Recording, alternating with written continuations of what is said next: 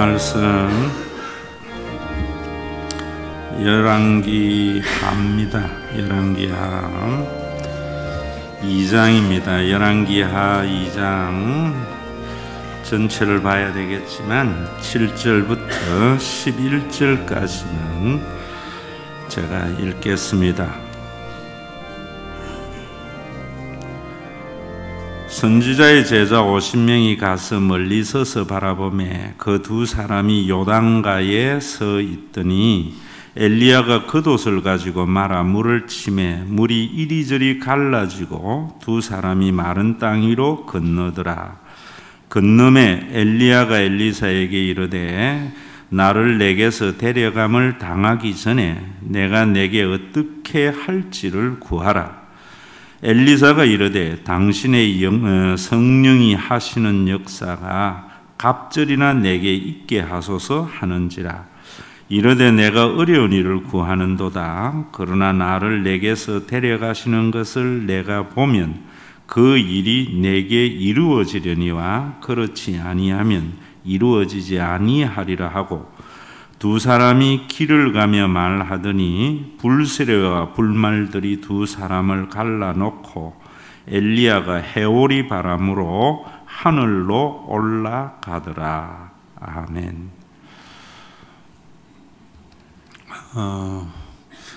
우리 요한복음 5장 39절에 보면은 예수님이 유대인에게 이런 말씀을 합니다. 너희가 영생을 얻을 줄 알고 이 성경을 상고하거니와. 여기 이 성경은 구약을 말합니다. 이 성경이 나에게 관한 말씀인지 알지 못한다. 구약 성경은 예수님에 관한 말씀입니다. 유대교는 이 사실을 몰랐기 때문에 그들 속에 영생이 없었습니다.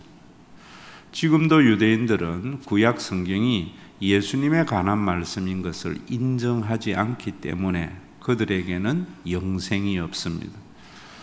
오늘 우리 기독교를 믿는 저와 여러분들 그리스도인들도 구약 성경이 예수님에 관한 말씀인 것을 알지 못하면 영생을 얻지 못해요.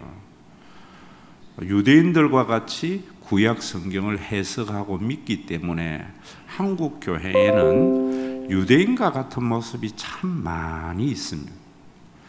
그럴 때 여러분들이 영생이라는 말, 이 말도 바울은 구원이라는 말을 쓰고 또 예수님은 하나님의 나라 천국이라는 말을 쓰는 겁니다. 그러면은 영생은 우리는 영원히 사는 삶이다 이런 생각을 하는데 그거는 한자로 우리가 그 말을 이해해서 그런 겁니다. 요한이 영생이라는 말을 쓸 때에는 어떤 의미에서 썼는가 하면은 하나님 같은 삶 그렇게 말해요. 천국에 가면은 모든 사람이 하나님과 같은 삶을 살아갑니다. 또 우리 그리스도인들이 하나님과 같은 삶을 살아갈 때에 우리의 삶의 영역에서 그것이 자꾸 많아지면은 교회는 하나님의 나라가 점점 침노를 당하는 그런 일들이 일어나는 겁니다. 하나님 같은 삶이 뭔가 구약 성경을 보면서 여러분들이 또 이런 부분에 대한 이해가 있어야 돼요. 그것이 창세기 1장에서는 우리의 하나님의 형상이라는데 성경 전체를 보면은 우리는 하나님 거룩하신 하나님 이럴 때 그 거룩하다는 것은 신령하다는 말이 아니에요. 우리 인간과는 다르다는 말이에요. 여러분들이 예수를 믿고 하나님 같은 삶을 살아가는 것은 세상에 있는 사람과는 전혀 다른 삶을 사는 사람들입니다. 오늘 우리 박기현 지사님이 기도도 했지만은 여러분 하나님 같은 삶은 뭐냐면은 인간은 자기를 좋아하는 사람을 좋아합니다. 자기에게 이익이 되는 사람을 좋은 사람이라고 그래요. 그래서 사람들이 저 사람 좋아, 저 사람 나빠 이럴 때에 그 사람이 나쁘고 좋은 거 아니에요. 저 사람은 자기에게 이익이 되고 잘해주는 거구나 이런 말입니다. 어떤 사람이 굉장히 좋다고 하는 사람도 반대편에 있는 사람은 그 사람을 죽일 사람이라 하거든요. 사람들의 모든 가치 판단은 그래요. 그런데 우리 하나님은 아무런 쓸모가 없는 자에게 어떠한 대가를 바라지 않고 자신의 모든 것을 내어주시는 그 사랑의 하나님이에요. 그래서 제가 성경에 이래 하나님을 쭉 보면은 미움이 없는 분입니다. 자기에게 손해가 되고 잘못해도 온전히 사랑하시는 분. 그래서 원수를 사랑하는 분이고 사람을 용서할 때 70번씩 7번이라도 용서하시는 분이 하나님이에요. 여러분, 우리가 살면서 왜 불행한가 하면은 미운 사람이 있기 때문에 불행하잖아요. 미운 사람이 없으면 얼마나 행복해집니까? 여러분들이 예수를 믿는 이유, 성령이 우리를 지배해야 하는 이유가 그곳에 있는 거예요. 나도 행복해지지만 인간의 관계도 얼마나 좋아요. 예수 믿고 이런 삶이 출발되어져야 돼요. 사람은 유한한 존재이기 때문에 남들보다 더 많이 가지려고 그래요. 그 이유는 어디에 있는가 하면 유한한 존재이기 때문에. 우리 하나님은 무한한 분이에요. 그렇기 때문에 우리 하나님은 가지려고 하지 않아요. 내어주려고 해요. 여러분들이 예수를 믿으면서 어떤 일들이 일어나야 되는가 하면은 내 속에 자꾸만 미운 사람이 없어져 가야 돼요. 또 사람의 관계에도 이익이 되느냐 손해가 되느냐는 것이 아니라 제가 여러분들에게 말씀을 드리는 대로 언제나 다른 사람에게 유익이 되고 이익이 되려고 하는 그런 사람으로 변모되어져 가야 돼요. 신앙의 연조가 더해갈수록 그래야 돼요. 그래야 우리가 가는 그 하늘나라가, 하나님의 나라가 우리 교회 안에 이루어진다 이 말입니다. 그런데 왜 우리에게 그런 것들이 잘 안 일어나는가? 한마디로 이야기하면은 구약 성경이 예수님에 관한 말씀인 줄 알지 못하기 때문에 올바른 믿음을 가지지 못해서 그런 거예요. 오늘 여러분 이 사건도 여러분들이 제가 꼭 예습을 해오라고 읽으라 해도 읽은 사람은 별로 없을 거예요. 참 착한 교인들이 왜냐하면은 여러분들이 몰라야 읽은 내가 좀 더 돋보이잖아요. 여러분 오늘 내용이 엘리야가 이제 성천하려고 그래요. 그런데 엘리사가 엘리야를 자꾸 따라다녀요. 오지 마라 해도 와요. 그래서 엘리야가 여리고에서 베델로 요단으로 쭉 간다고. 그럴 때에 다른 선지, 여기는 선지생도 선지의 아들들이었는데 다른 선지자들의 무리라는 말이에요. 엘리야는 다른 선지자들과 달리 끝까지 엘리야를 따라가요. 엘리야를 따라가니까 엘리야가 뭐라는 거 오늘 읽은 본문에 그런 이야기 하는 겁니다. 오늘 여러분 왜 내게 구하는 게 뭐냐? 왜 나를 괴롭히느냐? 라고 이야기를 하니까 엘리사가 당신에게 있는 성령의 능력에 영감에 갑질을 나에게 달라 이런다고요. 이런 말씀도 성경을 잘 모르는 부흥사들은 이야기를 그래요. 읽어보면은 엘리야가 행한 기적에 딱 배가 엘리사가 또 기적을 행하거든요. 그래서 엘리사는 성령의 능력을 갑절로 구했기 때문에 그 구하는 대로 받아서 능력자가 되었다. 성경을 정말 무식하게 읽는 사람입니다. 한국말로. 여기에 갑절의 능력이라는 말은 유대인들에게는 히브리어에게는 후계자가 되게 해달라는 거예요. 당신 속에 있는 그 성령을 나에게도 주어서 이제 당신의 후계자가 되게 해달라는 거예요. 그러니까 엘리야가 나에게 참 어려운 것을 말한다 라고 말을 하면서 10절에 보세요.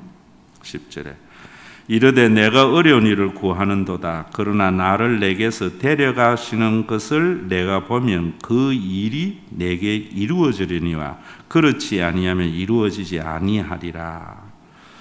그 다음에 엘리야가 해리 바람을 타고 하늘로 올라갑니다.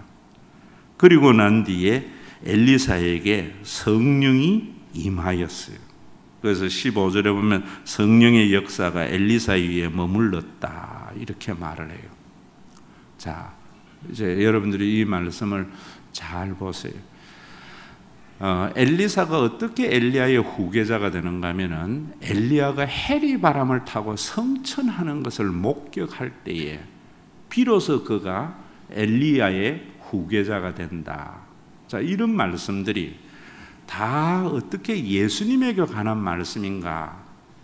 또 이 말씀을 여러분들에게 말씀을 하면은 예수님의 모든 사역, 그리스도로서의 사역, 예수님이 하나님의 아들 되심과 많은 기적을 통해서 자신이 하나님의 아들을 표적을 보여주심과 십자가에서 언약의 제사를 통하여 하나님이 우리의 아버지가 되게 하신 것과 또 성천하셔서 성령을 우리에게 보내어 주시는 것, 다시 예수님이 오시는 것, 이것이 예수님이 하신 그리스도적 사역이거든요. 우리가 사도신경에 이 사실을 믿는다라고 고백을 하는 거예요.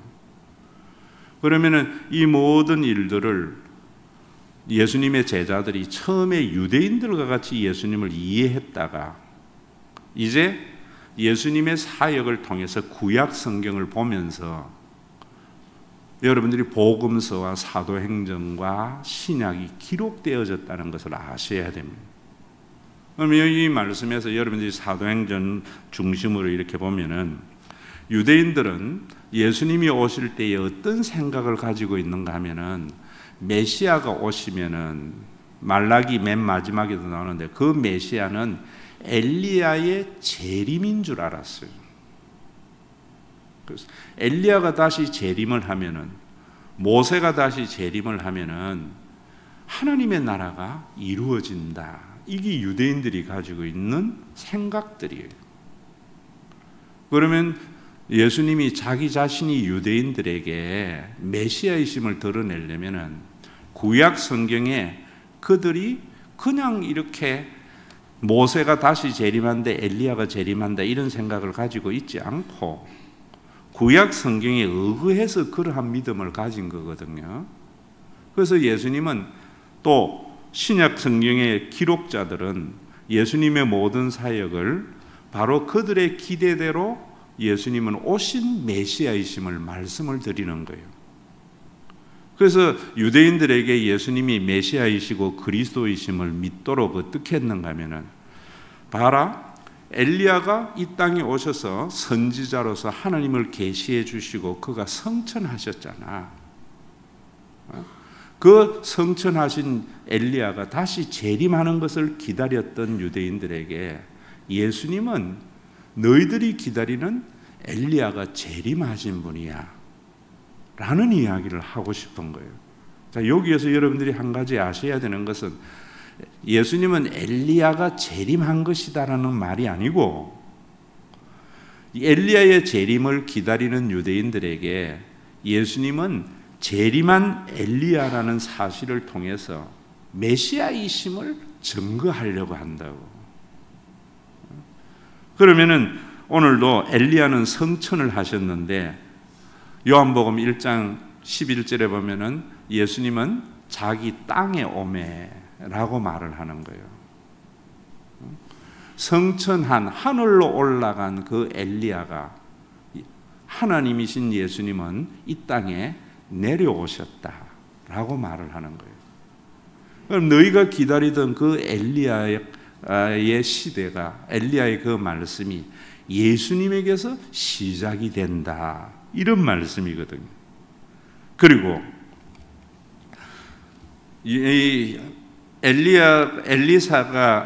엘리야가 따라오지 말라고 하는데도 여리고, 베델, 요단강 끝까지 따라가거든요. 다른 선지자는 따라가지 않았는데 왜 따라갔는가 하면은 엘리야의 성령의 영감을 엘리사가 가지기 위해서.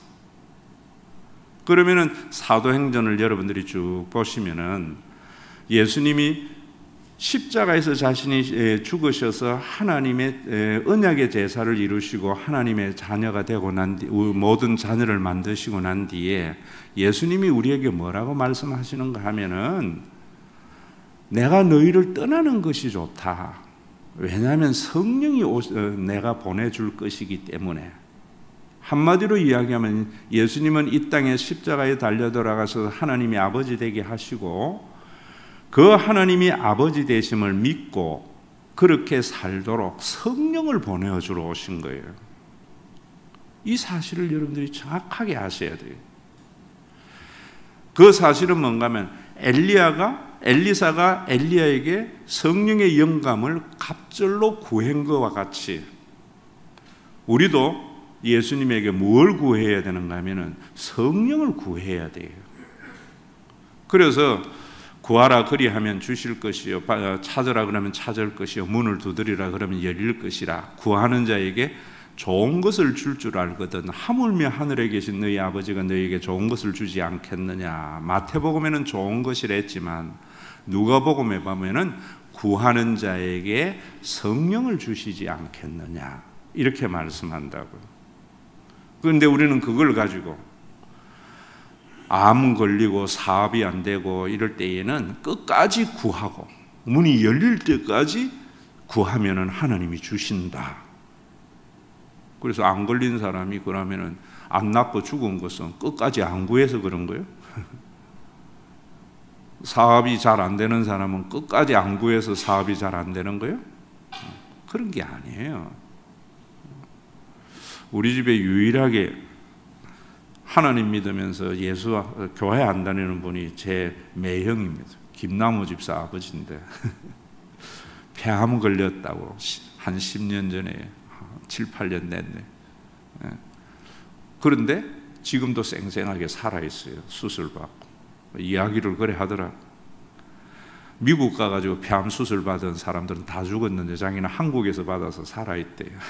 그만큼 우리나라 의료설이 뛰어난다는데 아주 교회 안 다니거든요. 그럼 여기에 구하는 것은 뭐냐면 성령이에요. 여러분들이 예수를 믿고 나면은 엘리사와 같이 성령을 구하라는 거예요. 그래서 예수님도 뭔가 하면은 십자가에서 하나님이 우리 아버지 되게 하시고 난 뒤에 너희들은 예루살렘을 떠나지 말고 내가 약속한 것이 보내어 줄 때까지 열심히 기다리라, 기도해라 이랬다고요. 여러분들이 예수를 믿고 나면은 돈이 좋고 권력이 좋은 게 아니라 명예가 좋은 것이 아니라 성령이 얼마나 좋은 것인가 하는 것을 아셔야 됩니다. 그런데 이 성령을 전부 은사라 생각해요. 방언 받으면은 또 뭐 어떤 종교적인 몰입 현상을 받으면은 뭐 아주 몽롱한 종교적인 몰입 현상을 경험하기 위해서 성령을 받는 그게 아니에요. 성령은 그리스도의 영이에요. 오늘도 여러분들이 여기에 엘리사가 엘리야에게 뭘 구했는가 하면 성령을 구한 거예요. 당신 안에 있는. 예수님이 왜 이 땅에 오셨는가 하면 우리에게 성령을 주시려고 오신 거예요. 저와 여러분들이 예수님을 그리스도로 믿는 것은 예수님이 성령을 보내어 주신 것을 믿는 거예요.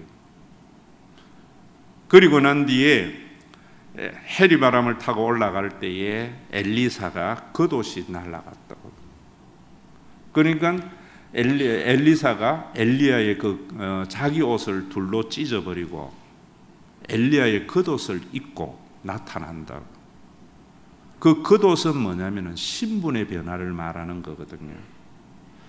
그가 엘리야의 성천을 목격하고 난 뒤에 비로소 엘리야에게 임하였던 그 성령이 엘리사에게 임하여서 이제는 엘리사가 엘리야의 후계자가 된 것을 말해요. 저와 여러분들이 예전에는 육신의 사람, 세상 사람이었거든요. 여러분들이 예수님이 이 땅에 오순절에 성령을 보내어 주시고 난 뒤에 그 제자들은 이제는 무엇이 되는가 하면은 예수님과 함께 하였던 그 성령이 그들 속에 임재해서 그리스도인이 되는 거예요. 그래서 사도행전에 보면은 안디옥 교회가 비로소 그리스도인이라 칭함을 얻더라 이래요. 모든 사실을 알고 목격한 자였지만은 저와 여러분들이 그리스도인이라 칭함을 얻도록 예수님은 우리에게 성령을 보내어 주신 거예요. 그리스도인들은 어떤 사람인가? 예수님이 그리스도이심을 받아들여서 성령이 우리 속에 거하심으로 말미암아 우리가 하나님 같은 삶을 살게 되는 자예요. 그 하나님 같이 살게 되는 것이 제가 여러분들에게 늘 강조하잖아요. 예수님을 믿는 것은 예수님이 그리스도로 하신 사역을 받아들이는 거다. 예수님이 그리스도로 하신 사역은 십자가에서 하나님이 우리 아버지가 되신 것이다. 그래서 예수님을 영접하는 것, 예수를 믿는 것은 하나님이 아버지 되신 걸 믿어서 하나님이 아버지 노릇해 주실 것을 기대하며 사는 삶이고, 예수님이 오순절에 성령을 보내어 주어서 이제는 교회는 그 성령을 함께 나누어 가진 영원한 가족의 공동체가 된 거다. 그래서 예수를 영접한 사람은 자신의 혈연의 가족도 참 중요하지만은 성령 안에서 한 가족이 된 교회의 교인들과도 그런 마음으로 살아가게 된다. 자, 여러분 보세요. 여러분들에게 제가 말하지만은 자녀들은 참 부모에게 잘못하고 속을 새기고 이래도 자녀에 대해서 부모가 자기가 잘해주는 자녀는 좋은 자녀, 못해주는 자녀는 나쁜 자녀, 자기에게 이익이 되는 자녀는 좋은 자녀, 자기에게 손해가 되는 자는 나쁜 자녀, 이러면 그 부모 올바른 부모 아니잖아요. 부모는 잘된 자녀보다 못된 자녀, 그 자녀 때문에 잠 못 자는 거예요. 부모는 효도하는 자녀보다 불효하는 자식 때문에 언제나 밤을 지새고 그를 위해서 기도하는 게 부모예요.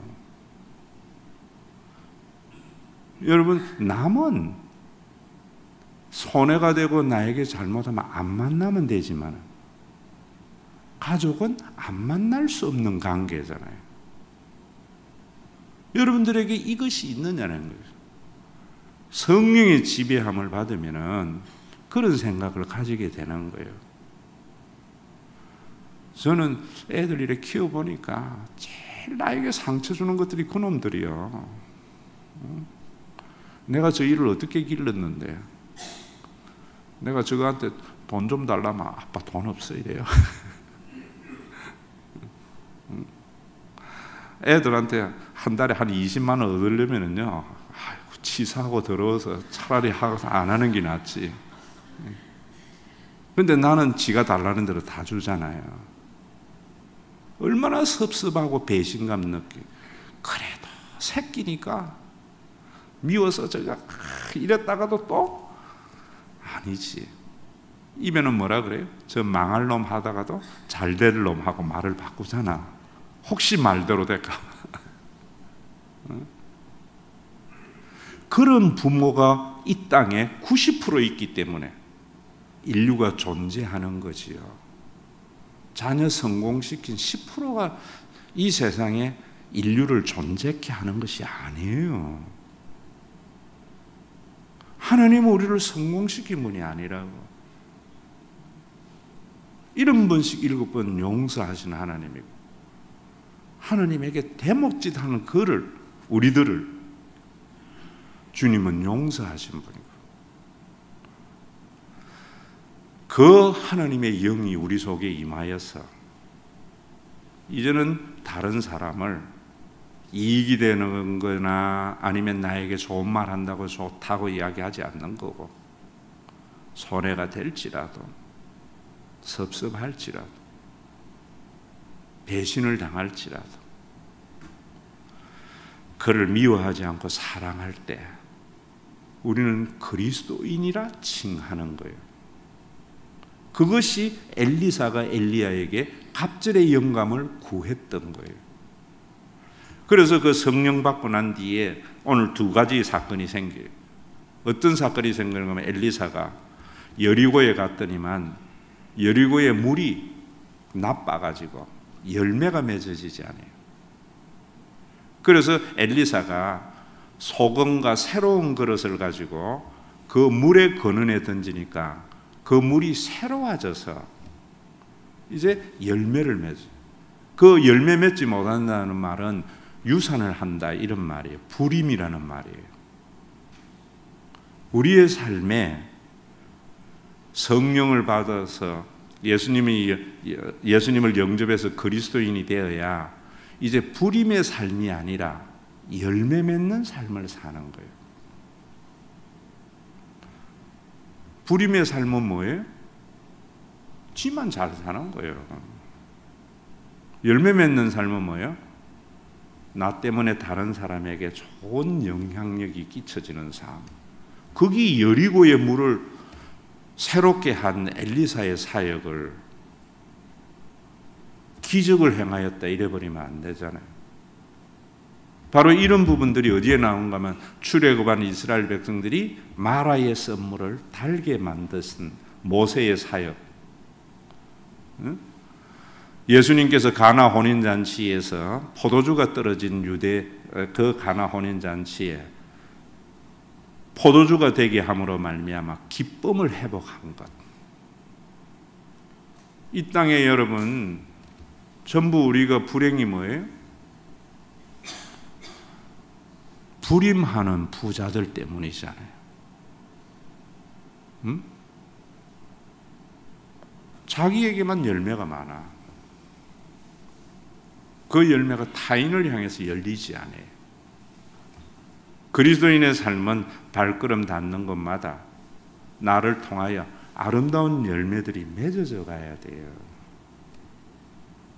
이런 것들을 전부 신약 성경에서 왜 이런 말씀을 했느냐 하는 것이 구약적 배경 속에 있구나. 또 이 구약의 말씀은 신약의 눈으로 보는 눈이 너무나 부족한 거예요. 그 다음에 그 뒤에 보면은 엘리사에게 뭐라는 건 대머리여 올라가라 대머리여 올라가라 라고 이야기를 해요. 그 조롱하는 아이들에게 엘리사가 저주를 해가지고 앙콤 2마리가 나와서 42명을 물어 죽여버려요. 여러분들이 이 사건도 얼마나 여러분들이 신약의 눈으로 보지 않으면 이 사건이 이해가 안 되는 사건이에요. 어떻게 하나님의 사람 엘리야가 대머리인 자기를 욕했다고, 그것도 아이들인데 저주를 해가지고 곰 2마리가 42명을 죽여버려요? 희대의 살인마가 되어버린다고. 그런 걸 가지고 주의 종에게 욕을 하고 저주를 하면은 하나님이 죽여버린다. 우리 하나님을 완전히 이 말씀은 여러분 엘리에사가 저주를 해서 대머리 올라가라 올라가라 이 저주의 내용이 참 중요한 말이에요. 이 말씀은 뭐냐 하면은 예수님은 십자가에서 올라갔잖아요. 제가 요한복음을 이야기할 때 들림을 받았다는 말은 모세의 노뱀을 들린 것 같다 이런 말씀을 했는데 그 십자가에서 하나님의 영광을 드러낸 것이다 라고 말씀을 했는데 여기에서는 올라가라고 저주를 하는 애들이 저주를 했지만은 예수님이 십자가에 달렸을 때에 유대인들과 서기관들과 대제사장은 네가 만약에 하나님의 아들이거든 내려오라는 거예요. 이 사건을 지금 반대로 이야기합니다. 그 사람들이 네가 하나님의 아들이거든 조롱하는 거예요. 그리스도를. 그 조롱할 때에 내려오라고 조롱하는 그들에게 예수님은 십자가에 달려서 그 사탄의 역사를 박멸한 것을 봐야 돼요. 엘리야에게 올라가라고 하는 아이들의 이면 속에 사단의 역사를 박멸하였듯이 지금도 예수님이 십자가에 달려 돌아가신 그 예수님을 네가 내려와 봐라. 그러면 우리가 하나님의 아들로 믿겠다. 무슨 말이냐? 여러분, No cross, no crown이라는 말 알죠? 하나님 내 병 고쳐보세요. 그럼 내 하나님 믿겠다. 그 이면에 뭐냐면 하나님의 아들 십자가에 매어 달린 그 그리스도적 사건을 조롱하는 거예요. 여러분들 속에 그런 거 없어요? 하나님 나 잘되게 해보세요. 내가 하나님 안 믿는가? 아이들의 조롱이에요. 쉬운 이야기를 해드릴게요. 애들이 어릴 때에 부모의 본질을 모르면 그런 이야기 해요. 엄마 나 낳았는데 왜 책임 안 져? 왜 나 낳았어? 부모를 조롱하는 거잖아요. 그 이면은 뭐가 있어요? 사탄의 역사로 부모 때문에 정말 행복하게 살아가는 그 하나님의 놀라운 선물을 보지 못하게 하는 거예요. 그랬다가 성령 받고 철들면은 부모의 본질을 알게 되면은 나 낳았으면 내 책임져라는 것이 아니라 나실제 괴로움 다 잊으시고 기르실제 밤낮으로 애쓴 마음. 오늘 주사님 참 기도 잘하셔서 늘 우리는 주님을 배반하고 쓸모없지만은 그런 우리를 하나님은 사랑하는 것 어디에서 여러분 보세요? 십자가에서 보는 거예요. 그래서 그 십자가는 우리에게 하나님의 본질을 보여준 사건이란 말입니다. 우리가 이렇게 되어질 때에 그때 우리의 삶은 이제 달라지죠. 이제 내가 사는 것이 아니라 그리스도가 내 안에 사는 삶. 이제 내가 원하는 대로 탕자와 같이 사는 것이 아니라 이제는 그 부모의 유지를 받들어 가는 삶. 그 은혜에 보답하는 삶. 우리 그리스도인의 삶이 이런 삶이에요. 누가 그렇게 사는가? 눈은 눈으로 이는 이로인 세상의 삶 속에서 오른밤을 치거든 왼밤을 돌려대고 배신하고 나에게 손해가 되는 사람조차도 축복해주고 희한한 삶이 시작이 되는 거예요. 그게 영생이라는 거예요. 그러나 예수님이 그래 말씀하셨어요. 재림 전에는 우리 속에 고통이 육신을 가지고 있는 우리들이 하나님적 삶을 살기에는 고통이에요. 그래서 우리는 좁은 길을 걸어가라. 그러면서 요한계시록에는 이렇게 말씀해요. 죽도록 충성하라. 그리하면 네가 생명의 면류관을 얻으리라. 그 말씀도 죽도록 교회에 충성하고 목사님에게 충성하면 천국에 가서 생명의 면류관을 얻는다. 완전히 성경 말씀을 모르는 자예요. 죽도록 충성하라. 서머나 교회에 뭔가면 네가 설령 죽을지라도 예수님이 그리스도이심에 대한 신앙을 포기하지 말라. 충성이라는 말은 신실함을 말해요. 신실함을 말해요.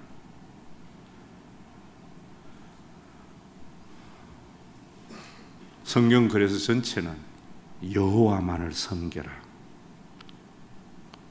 우리에게 유혹이 뭐예요? 하나님도 섬기고 재물도 섬기고.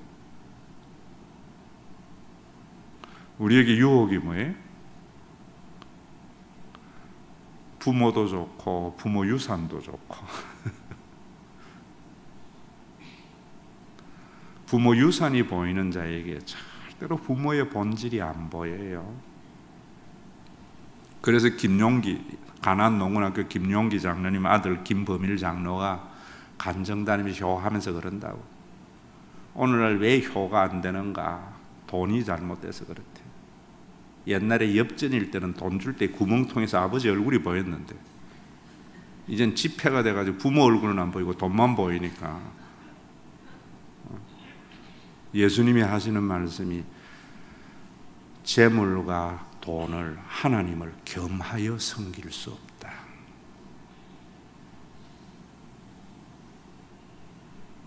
돈이 눈에 보이는 사람이 나에게 손해 끼치는 사람을 용서해 줄 수 있겠어요? 무가치한 나를 사랑한 하나님의 본질이 보여야 보이는 것이요. 오늘도 저와 여러분들이 구약 성경을 참 이런 말씀을 여러분들이 보시면서 야, 참 그렇구나. 귀한 말씀이구나. 좀 그런 가치를 좀 알았으면 싶어요. 나를 위해서가 아니라 여러분들이 행복을 위해서, 우리 교회를 위해서. 이제 내가 살아도 우리를 창조하신 하나님은 죽음의 권세를 이기시고 죽음 너머에 천국을 예비하신 하나님을 믿음으로 말미암아 육신을 가지고 있는 우리의 삶이 풍요로운 삶을 살도록 하나님만을 섬기라고 하였던 그 말씀대로 우리의 삶을 풍요롭게 하는 이 물질이 나의 삶을 풍요롭게 하고 나의 풍요로움이 타인의 풍요로움이 되는 복된 생애를 살아갈 수 있도록 재물과 하나님을 겸하여 섬길 수 없는 믿음 허락해 주시옵소서.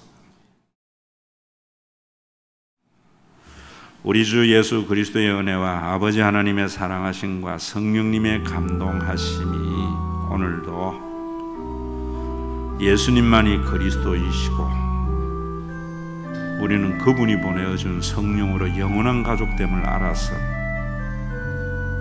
하나님이 우리의 아버지 노릇 해주심을 알아서 내 수고의 분복을 누리며 나의 누림이 타인의 풍요로움이 되는 복된 삶을 사는 그리스도인들과 주님의 몸된 교회 위에 이제로부터 영원토록 항상 함께 계실지어다.